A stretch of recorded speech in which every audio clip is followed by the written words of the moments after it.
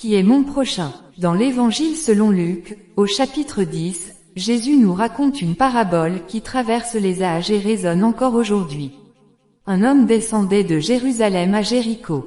Sur son chemin, il est attaqué par des brigands, laissé à moitié mort, abandonné dans sa souffrance. 3 passants croisent sa route, un prêtre, un lévite et un samaritain. Tandis que les 2 premiers passent leur chemin, c'est le samaritain, étranger et méprisé, qui s'arrête, soigne ses blessures et prend soin de lui jusqu'à son rétablissement. À la fin de ce récit, Jésus pose une question: lequel de ces 3 a été le prochain de cet homme? La réponse est évidente: celui qui a usé de miséricorde envers lui. Cette histoire nous enseigne une vérité puissante: être le prochain, c'est plus qu'un concept ou une étiquette. C'est un appel à l'action, à la compassion et à l'amour désintéressé.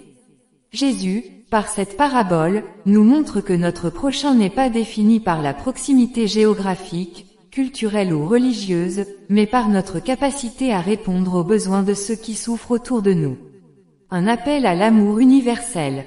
Dans un monde divisé par les différences, Jésus nous invite à transcender les barrières et à voir chaque être humain comme notre prochain. En suivant l'exemple du Samaritain, nous sommes appelés à poser des actes concrets de bonté et de miséricorde. Que ce soit un geste simple comme un sourire, un mot d'encouragement ou une aide matérielle, chaque action compte. Mais pourquoi cet appel à l'amour est-il si important?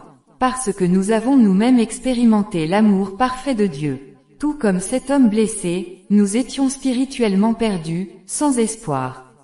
Et pourtant, Jésus-Christ, notre Sauveur, est venu à notre secours. Par sa vie, sa mort et sa résurrection, il a pris soin de nos blessures spirituelles, nous a relevés et nous a offert une vie nouvelle.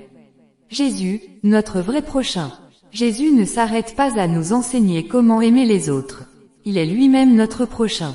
Il est celui qui est venu chercher et sauver ceux qui étaient perdus, Luc 19h10. Il ne nous abandonne jamais. Par son esprit, il est toujours là pour nous relever, nous encourager et marcher avec nous dans nos défis quotidiens. Il nous appelle également à devenir ses mains et ses pieds dans ce monde. Nous sommes ses ambassadeurs, porteurs de son message d'amour et d'espoir. En aimant notre prochain, nous reflétons l'amour de Christ et attirons les autres vers lui.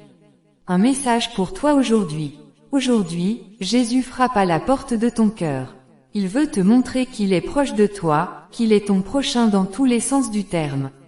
Peu importe où tu te trouves dans ta vie, il t'invite à expérimenter son amour et à devenir, toi aussi, un canal de bénédiction pour les autres. Accepter cet appel, c'est choisir une vie d'amour, de compassion et de service. C'est vivre une foi authentique, non pas enfermée dans des mots, mais incarnée dans des actes. C'est permettre à Jésus de transformer nos cœurs pour que nous puissions aimer comme il aime. Rejoins-nous pour en savoir plus.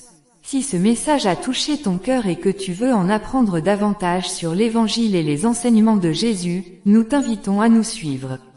Découvre chaque jour des réflexions, des encouragements et des enseignements qui t'aideront à grandir dans ta foi et à vivre pleinement l'amour de Dieu.